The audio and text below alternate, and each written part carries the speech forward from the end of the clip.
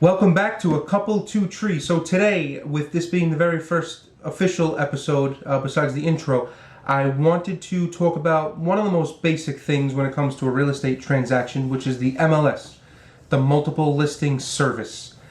As far as drink-wise, today it's October, so we're going to do an Oktoberfest beer.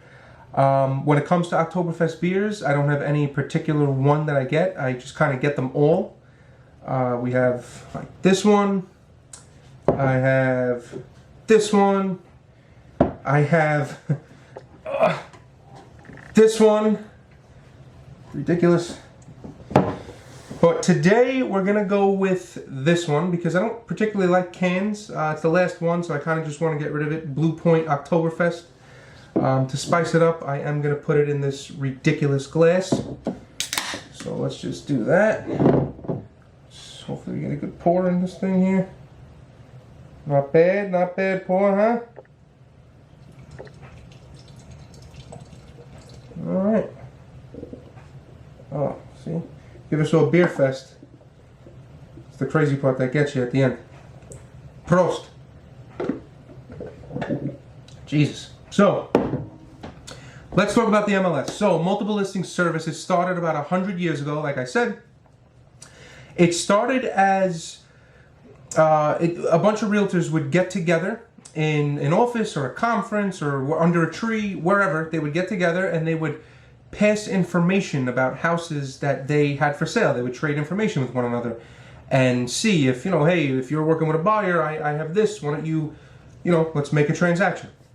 So it started from that, and then what's now known as the National Association of Realtors kind of adapted it, and then they standardized it, and then that became the thing. That's it. If you have something for sale as a realtor, it goes on the MLS, and then if you're the listing agent, you list it, obviously, and then buyer's agents can see it. So that's the other thing about real estate and the MLS in general is it's very unique in that both parties are working together to sell each other's common stock. That doesn't really happen in other businesses the way it does in real estate, because I'm very willingly I list a house for sale as the listing or the selling agent, and then Agent Nick has no problem coming to bring buyers to my stock, to my listing, to have them purchase it.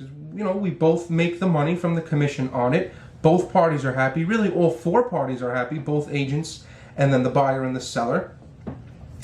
And it's a very interesting dynamic, and it's evolved obviously over the last 100-something years.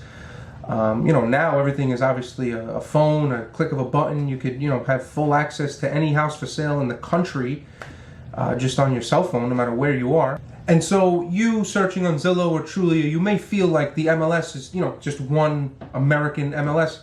But in reality, there's over 580 or so MLSs. I mean, even New York City alone, Staten Island has its complete own MLS.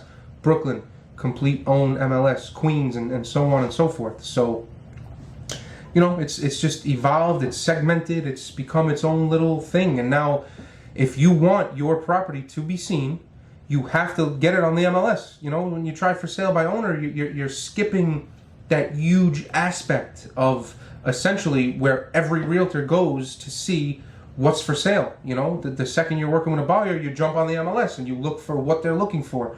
Let's say buyer XYZ is looking for a two-family on the South Shore up to $800,000, wants a pool, whatever. So I put all that in. I see what comes up. I send it to buyer XYZ. If they would like to go look at any of them, that's great.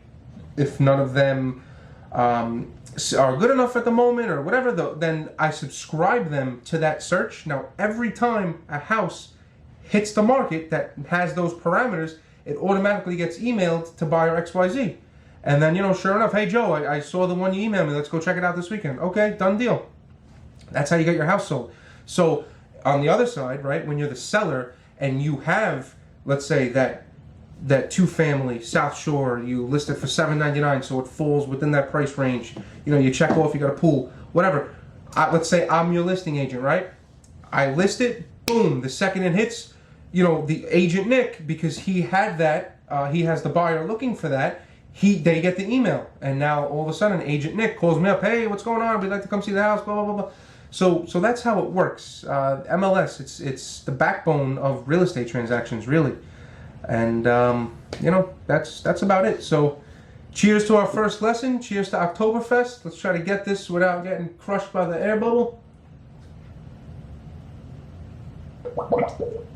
It's going to keep going. Cheers. Prost. See you next week.